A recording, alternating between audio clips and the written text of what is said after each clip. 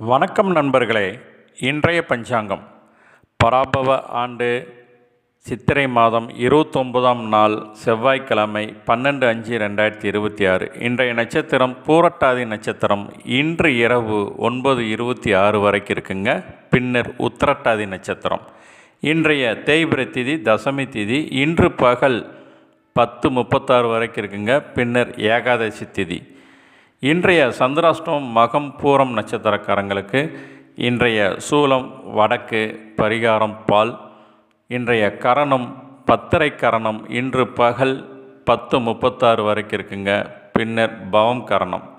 இன்றைய நாம யோகம் வைதுருதி நாம யோகம்.